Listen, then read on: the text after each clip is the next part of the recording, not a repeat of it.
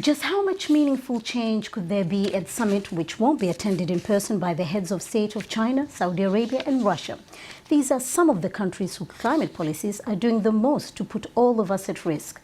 So with a week to go, should we really be optimistic? And are we ignoring the voices of young climate activists? The BBC's Pierre-Antoine Denis put these questions to Abdulla Shahid, President of the United Nations General Assembly. This is the first COP taking place after the US coming back into the main fold of the Paris Agreement. Expectations are high.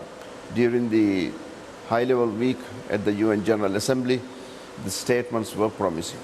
So there is hope, and the presidency that I'm trying to rein in is a presidency of hope. So I always am optimistic. Of course, island nations are very close to your heart. There are many island nations in Africa, and there seems disproportionate consequences regarding what island nations are causing. The Maldives, where I come from, we started talking about climate change and sea level rise way back in the 1980s. And in those days, it was not a fashionable thing. It was not as widely spoken as it is today. The small island states who are in the front line of this climate disaster, for us, it's an existential threat. The impact is enormous, and we can't survive on our own. It has to be a collective decision.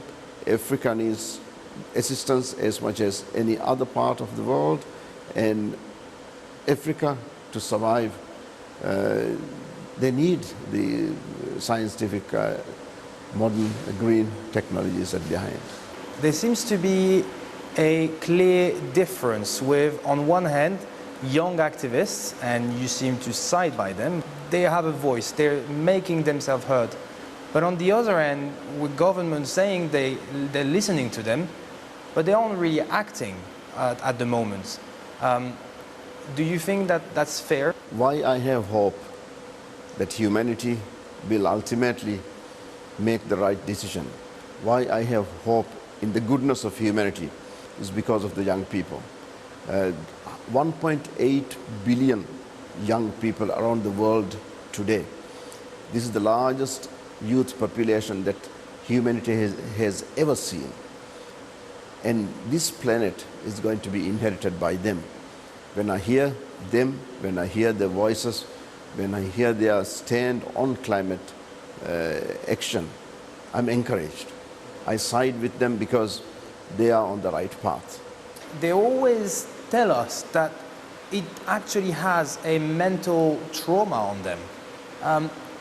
Do we have to sacrifice a generation to make sure that our planet survives?